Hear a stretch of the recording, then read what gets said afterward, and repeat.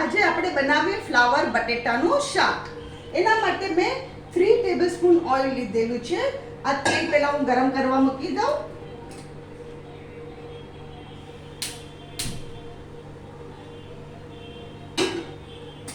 બીજું અહીંયા મેં લીધું છે 5 કિલો ફ્લાવર અને 2 બટેટા. એને મેં શું કર્યું, પાણીમાં મીઠું નાખીને ખુલ્લું ઢાંકીને નહીં, એને ચડાવી દીધા મેં ફ્લાવર અને બટેટાને. એને આવી રીતે પીસીસ કરી કાઢ્યા.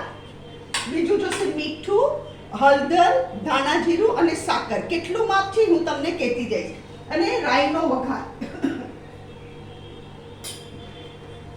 આપણું તેલ ગરમ થઈ ગયું તો આપણે ચપટે આમાં હાફ ટીસ્પૂન થી ઓછી રાઈ નાખું છું.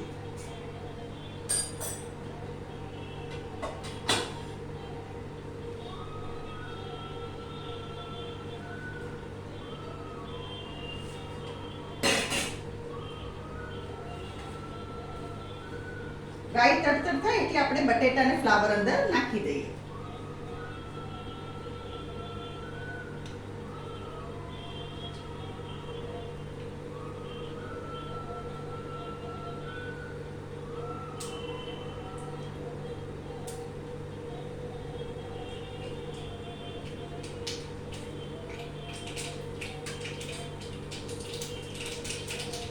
અહીંયા ગેસ ધીરો કર્યો. હવે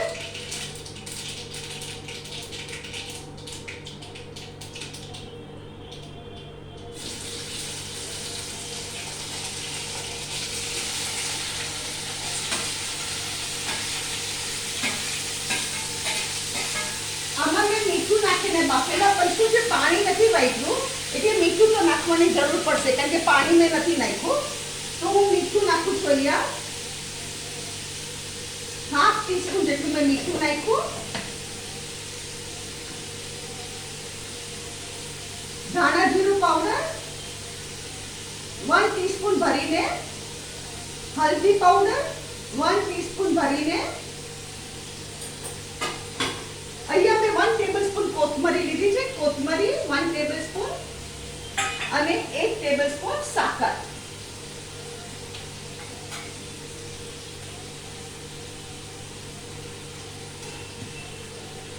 ખાલી 1 ટેબલસ્પૂન શુગર. હવે આને આપણે ઉપર નીચે કરી દઈએ.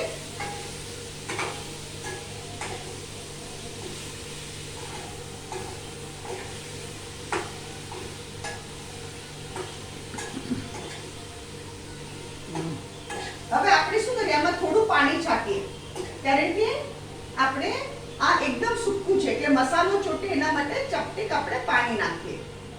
1 ટેબલસ્પૂન જેટલું મેં અહીંયા પાણી નાખ્યું છે.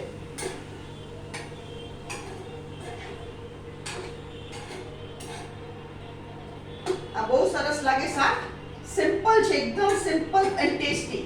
આ શાક એકદમ સિમ્પલ અને એકદમ ટેસ્ટી. રાઈનો વઘાર, મીઠું, હળદર, ધાણા જીરું અને સાકર અને થોડી કોથમરી. આને હું ઢાંકી રાખું છું 2 મિનિટ, જ્યાં સુધી આપણે પ્લેટ તૈયાર કરીએ.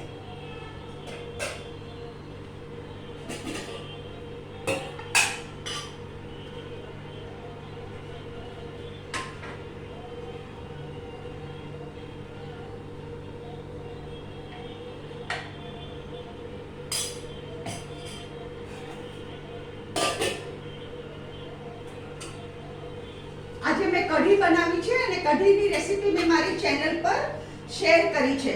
કઢીની રેસીપી મેં મારી ચેનલ પર શેર કરી છે.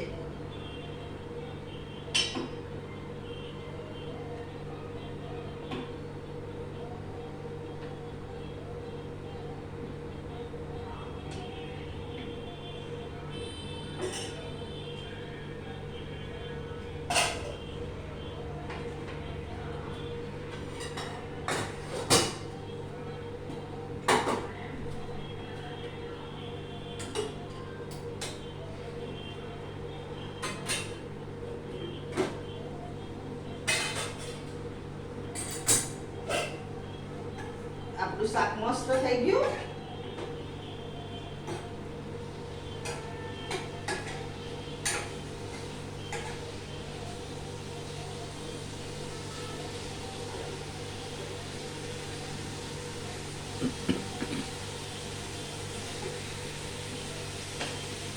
એ ગેસ બંધ કરું છું.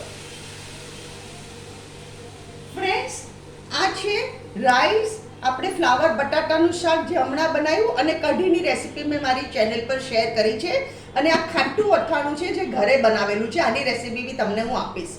તો આજની અગર તમને મારી રેસીપી પસંદ આવે તો મારી વિડીયોને લાઈક કરો, શેર કરો, મારી ચેનલને જરૂર સબસ્ક્રાઈબ કરો અને તમે બનાવો અને એન્જોય કરો.